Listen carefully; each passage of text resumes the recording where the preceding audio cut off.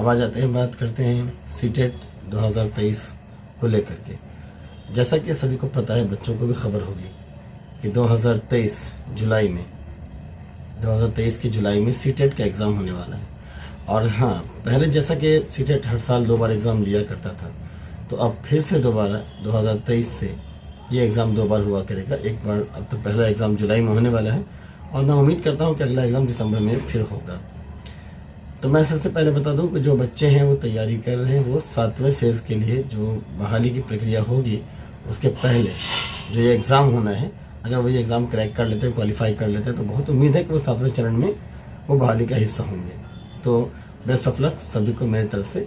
और जो लोग तैयारी कर रहे हैं, ख़ासतौर पर मेरे LK Mishra college of teacher education के जो बच्चे हैं उनके लिए, और जो मेरा पहले वाला कॉलेज था जहाँ मैं पहले था, Fakhruddin Ali Ahmed teachers training college, वहाँ, या जहाँ मैं गेस्ट फैकल्टी के तौर पर अगर मैं जहाँ था, जैसे कि वेदवती टीचर्स ट्रेनिंग कॉलेज है, तो वहाँ भी मैंने बहुत सारी क्लासेस ली हैं फ्राइडे।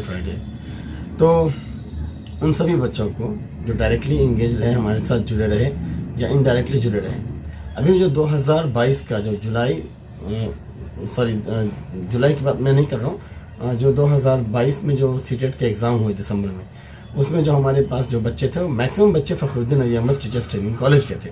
और बहुत अच्छी बात ये रही कि सिर्फ फ़खरुद्दीन ही के बच्चे नहीं, LK मिश्रा के ही बच्चे थे मेरे पास, और मैंने सभी के नाम इसमें आपको दिए हैं, आप देख सकते हैं। सारे बच्चों के फ़ोटोज़ भी लगे हुए हैं, जो रिज़ल्ट आए और जो उनको वेलकम किया गया 19 मार्च को, उन लोगों को बधाई दिया उनके एक्सीलेंस रिकॉर्ड्स को देखते हुए जो उन्होंने अभी पिछले एग्ज़ाम में हासिल किया उन्होंने। तो उनके लिए बहुत सारी बेस्ट ऑफ लक है, बहुत सारी दुआएं हैं मेरी तरफ से निकल रही हैं। और मैं ये कहना हूँ कि जो बच्चे जिनका किसी भी वजह से रिजल्ट रुका है, या जो एग्ज़ाम में फ़र्स्ट टाइम अपेयर होना चाह रहे हैं, जो एग्ज़ाम फर्स्ट या किसी भी टाइम देने वाले हैं, मगर जुलाई 2023 में वो एग्ज़ाम नहीं है सीटेट के लिए, तो वो बिल्कुल ईमानदारी से तैयारी करें। पहली चीज़ तो मैं ये कहूँगा। और अब रह गई बात कि जो लोग एग्ज़ाम की तैयारी कर रहे हैं, तो मैं बता रहा हूँ कि अक्सर बच्चे जैसे हिमांशी हैं, उनको यूट्यूब पे लेट्स लर्न से देखते हैं, या सचिन है उनको देखते हैं, सचिन एकेडमी को देखते हैं, और ऐसे बहुत और भी हैं, जैसे गुरुजी वर्ल्ड है, ऐसे कई हैं, तो वो उस पर जा रहे हैं। हम लोग भी यूट्यूब पैनल के ज़रिए से अपने बहुत सारी वीडियोज़ को शेयर करते हैं बच्चों में।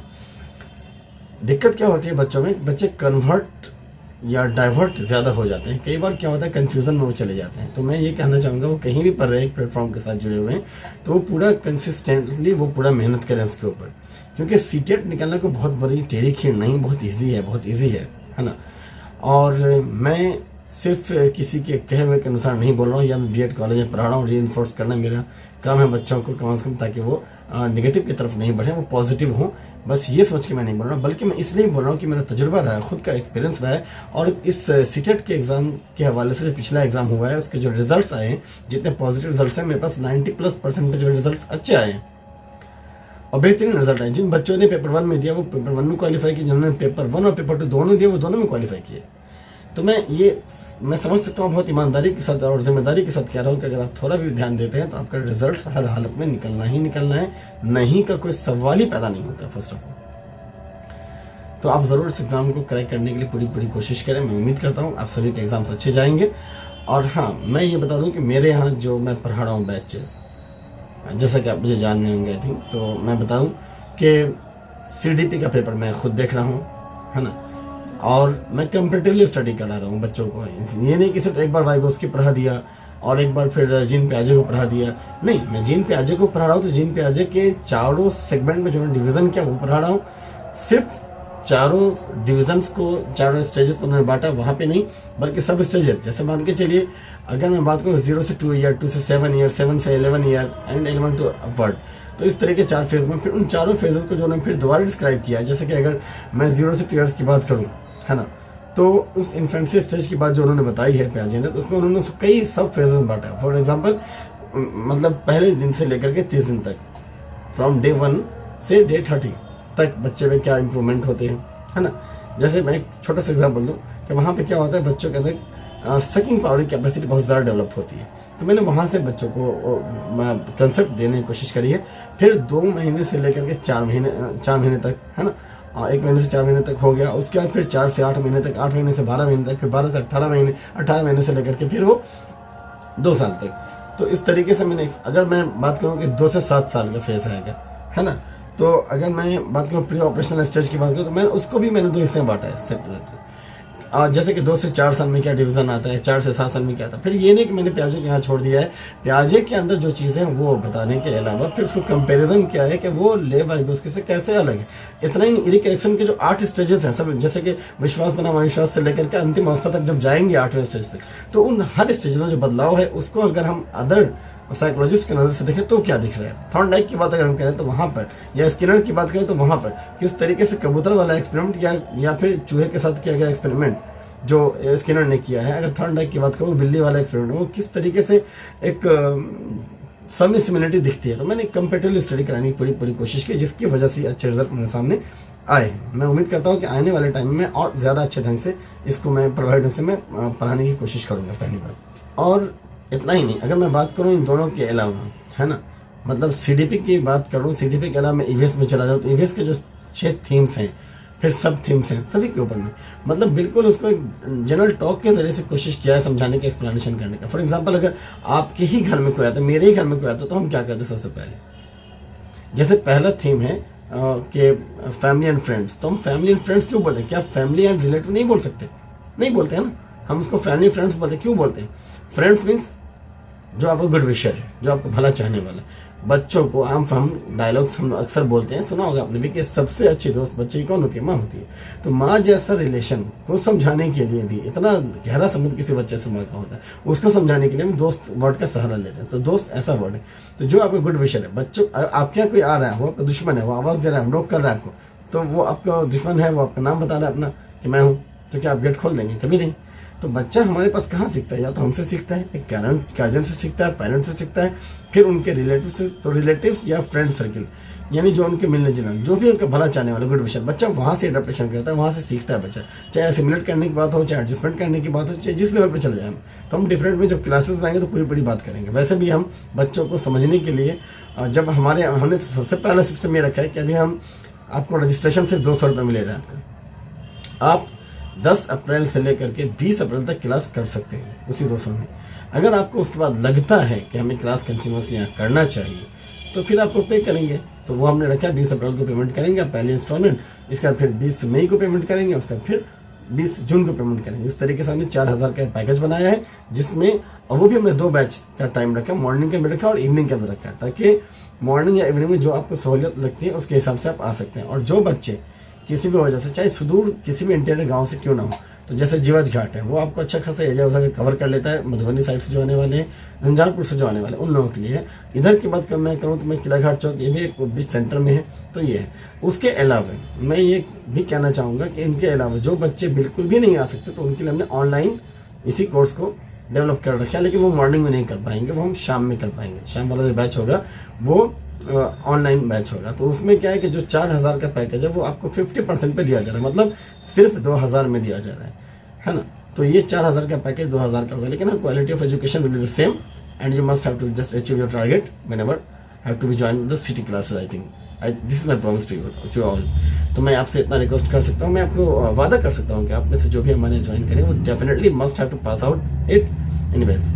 और इस बार तो हमारा कुछ टारगेट अलग है, हम सोच के चल रहे हैं कि अब की बार 120 पार, हर बच्चे का रिजल्ट 120 के प्लस नहीं जाए। पूरी कोशिश करूंगा और उम्मीद करता हूं कि बच्चे इस लक्ष्य को भी जरूर प्राप्त करेंगे, हासिल करेंगे। पहली चीज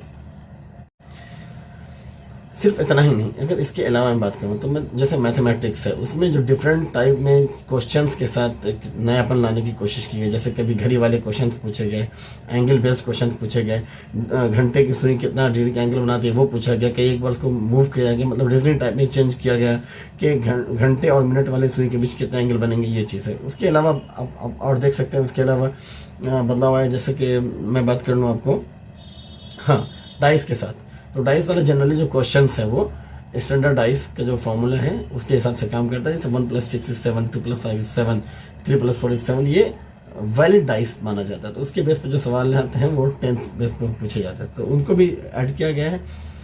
उस 1 to 5 वाले क्वेश्चन जी। उसके अलावा अगर मैं बात करूं तो फिर इनवैलिड डाइस जो होता है, जिसमें कैसे भी डाइस को रीअरेंज कर लीजिए जैसे तैसे भी, कोई जरूरी नहीं कि अपोजिट साइड का सम 7 होना ही है, बट उसके ऊपर भी है कि इस फेज पे ये है तो इसके पिछले वाले फेज पे क्या होगा, या इसके सामने वाले फेज पे कौन सा अंक आएगा। या अलजेब्रा के एक्सप्रेशंस बहुत तरह के हैं, या फिर ट्राइंगल से जो है how many triangles are in the figure, एक फिगर दिया गया उसमें कितने ट्राइंगल्स बनेंगे, कितने चतुर्भुज बनेंगे, सारे तरह के क्वेश्चन जो कि रीजनिंग टाइप के सवाल आते हैं, उनको भी हम पूरा कवर करवा रहे हैं मैथ्स के अंदर। ईवीएस की भी अगर हम बात करें सिर्फ 6 थीम्स ही क्यों नहीं है, उसमें सारी चीज़ें। अगर हमने कहा, मैंने आपको बताया ना भी, जैसे कि एक बच्चे, अगर किसी बच्चे से बोला है हमारे यहाँ कोई गेस्ट आता है तो हम क्या करते हैं, पहले सबसे पहले जब हमारे कोई गेस्ट आता है तो हम पहले जानते हैं कि वो गेस्ट ही है ना, हमारे जानने वाले, उसको हम आने देते हैं पहले। तो फ्रेंड्स होगा तो भी आने देंगे, गुड विशर होते हुए आने देंगे। तो पहला theme friends, family and friends है। उसके बाद जब आते हैं, जब वो आएगा तो क्या करेगा, फिर वो जाहिर सी बात आएगा तो क्या करेगा, है ना। तो सबसे पहले आप उसको खाने को देंगे, तो वहाँ पे खाना है, ठीक है ना, भोजन है। दूसरा वो दूसरी थीम है। उसके बाद फिर वो पानी पिएगा, खाने का तो पानी पीना डेफिनेटली है। तो तीसरा थीम क्या है, जल है। तो खाना भी हो गया, फिर पीना भी हो गया। फिर चौथा थीम क्या है कि अब सीधे कहीं खा दिया भाई अब जाओ, नहीं, कभी नहीं, आपका रिलेटिव है ना लास्टली, तो वो क्या करना है, फिर उसको खाना पीना है, फिर उसको आराम करना है। तो वो चौथा थीम वो है आराम करने का। फिर वो क्या करेगा, वो आप ही क्या रह जाएगा, ऐसा तो नहीं है। तो फिर उसको क्या करना है कि वो आप ट्रेवलिंग करेगा, जहाँ से आया वहाँ जाएगा, है ना, जब उसका काम हो गया तो जाएगा। पांचवा थीम ये है ना, और लास्ट थीम। और अगर मैं NEP 2020 की बात करूँ तो NEP 2020 जैसे कि आपको पता है अब तक की सबसे बड़ी नेशनल एजुकेशन पॉलिसी और थर्ड एजुकेशन पॉलिसी है भारत सरकार की। लेकिन इससे सवाल इस बार तो पूछे गए, पिछले बीते साल में सीटेट ने पूछे हैं सवाल। उसके अलावा BCF 2005 से कई बार लगातार सवाल पूछ रहा था। लेकिन लास्ट टाइम में देखेंगे, लास्ट के पीरियड के जो एग्ज़ाम्स हुए हैं तो उसमें क्या हुआ कि उसमें एग्ज़ाम्स के पैटर्न में कुछ चेंजेस देखने को मिला। खासतौर पे अगर हम बात करें तो किंडरगार्टनर का जो सिस्टम था, सिस्टम ऑफ एजुकेशन था, जो प्राइमरी स्कूल को लेकर के 1 to 5 क्लासेस को लेकर के है, जिसके अंदर नेचुरल क्लाइमेट देने की ज़रूरत है, जानवरों को दिखा करके बच्चों को कोई चीज़ करके बताया जाए, उसके ऊपर जोर दिया गया है। पहाड़ पे, पहाड़ियों पे, उसके अलावा जंगलों में जानवरों से बच्चों को और क्या है कि अवगत कराना है, उसके बारे में जागरूकता दिखानी है और उसके ज़रिए से सिलेबस तक पहुंचाना है। ये प्रक्रिया को जोर दिया गया। तो ये जो BCF 2005 पूछा जा रहा था अभी तक, सॉरी NCF 2005 पूछा जा रहा था पिछले एग्जाम तक में, तो प्रीवियस ईयर के ही एग्जाम में, लास्ट के एग्जाम्स में देखिएगा आप अगर, तो NCF 2022 पूछा गया। अब कई बच्चे यहाँ पे कंफ्यूज हो रहे थे कि NCF 2022 तो आया ही नहीं है। एग्जैक्टली क्या होता है, जितनी भी NEP आई है हमेशा से आप देखेंगे, सबसे पहली NEP आई कब, तो पहली नेशनल एजुकेशन पॉलिसी आई थी 1968 में। किसके टाइम में आई थी, तो श्रीमती इंदिरा गांधी के टाइम में आई थी। उसके बाद दूसरी एजुकेशन पॉलिसी कब आई, 1986 में, राजीव गांधी के टाइम में। और तीसरी जो एजुकेशन पॉलिसी आई है वो नरेंद्र मोदी के टाइम में आई है, ठीक है। अब आते हैं BCF का सिलसिला चेक करते हैं। तो पहली नेशनल एजुकेशन पॉलिसी जब आपको NEP आई थी 1968 में, उसके बाद आप देखेंगे तो 1968 के बाद, ठीक है ना, पहली बार NCF आया। उसके बाद फिर उस NCF के बाद तो NCF 1975 में आया था पहला, है ना, यानी कि 68 में पॉलिसी आई, नेशनल एजुकेशन पॉलिसी। और उसके बाद क्या हुआ, नेशनल करिकुलम फ्रेमवर्क आया, जो कि कब आया था, तो 1975 में आया था।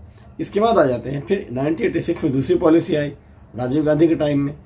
उसके बाद उसमें अमेंडमेंट हुआ था, लेकिन उस अमेंडमेंट के बाद, उसके अमेंडमेंट के पहले, है ना, और सेकेंड एजुकेशन पॉलिसी के आने के बाद, यानी कि 1986 के पॉलिसी के बाद 1988 में दोबारा NCF आया। फिर 1992 में अमेंडमेंट हुआ था उसमें, मतलब 1986 वाली जो पॉलिसी थी उसमें अमेंडमेंट हुआ 1992 में इनसे NEP के अंदर। और उसके बाद फिर क्या है कि NCF 2000 आया, ठीक है ना, और उसके बाद फिर NCF 2005 आया, ठीक है। और अब जब NEP 2020 आई है 2022 में, वो लागू हो गई। उसके बाद से उसमें से, चूँकि आपको मालूम है कि 2035 तक इसको लागू करने का प्रावधान है। बहुत सारी पॉलिसीज ऐसे हैं जो लागू हो गई हैं, कई सारी लागू होना है और आने वाले ईयर्स में वो लागू होते रहेंगे।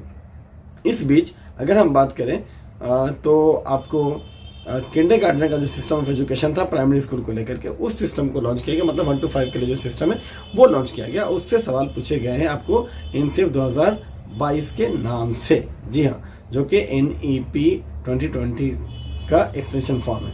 तो हम हर मुद्दे पर डिस्कस करेंगे, प्लस लैंग्वेज के अंदर ये बात करेंगे कि किस तरीके से 30 मार्क्स आपको CDP के अंदर है। अब बाकी जो 2 लैंग्वेजेस है, जिसमें चाहे लोंग चॉम्स्की की बात कीजिए, चाहे जिन प्याजे की बात करें, वाइगोस्की की बात करें, इन सबसे मिला जुला 15 नंबर का सवाल पूछा जाता है, लैंग्वेज 1 में भी और लैंग्वेज 2 में भी। तो दोनों को मिला करके ये 60 नंबर के सवाल बन जाते हैं, जो कि CDP का हिस्सा होता है, लैंग्वेज प्लस CDP मिला करके, चाहे कोई भी लैंग्वेज आप चूज कर रहे हो इस तरह से। तो हम हर चीज़ पर फोकस करेंगे, इसीलिए हम डेफिनेटली ये कह सकते हैं कि आने वाला जो बैच है वो आप लोगों के लिए बहुत ही फायदेमंद होने वाला है। और जुलाई 2023 में जो बैच चलेगा, एग्ज़ाम होना है जिसका CTET का, तो मेरे यहाँ के 100% बच्चे क्वालिफाई ही नहीं करेंगे, बल्कि 120 प्लस के साथ वो आंकड़ा देंगे, चाहे वो पेपर 1 हो चाहे वो पेपर 2 हो। मैं उम्मीद करता हूँ आप लोग जल्द से जुड़ जाएंगे। हमने आपको अपना नंबर 7004545016 दे दिया है। इसी नंबर पे व्हाट्सएप भी करना है आपको स्लिप, जो आप पेमेंट करेंगे रजिस्ट्रेशन की 200 रुपये की, उसके बाद आप हमारे क्लास में जुड़ जाएंगे। और इस क्लास में जुड़ने के बाद आप 10 दिन तक क्लास करके देख सकते हैं, है ना। और उसके बाद आपको सही लगता है देन कंटिन्यू आप इसका जो सिस्टम है इंस्टॉलमेंट में 3 हिस्से में 4000 रुपये को आपको बांट के देना है। और जो बच्चे ऑनलाइन जुड़ना चाहेंगे, जो यहाँ नहीं आ सकते दोनों ही ब्रांच में, चाहे जीवच घाट हो चाहे किला घाट हो, तो उन बच्चों के लिए हमने ऑनलाइन सिस्टम की व्यवस्था कर रखी है, जो शाम में होगा, और उनके लिए 50% ही चार्ज उनसे लिया जाएगा। और इन्हीं बातों के साथ अपनी बात को यहीं पर ख़त्म करते हैं, and we will meet in our batch. Okay, thank you very much. हाँ, हमारे चैनल को सब्सक्राइब करना ना भूलें।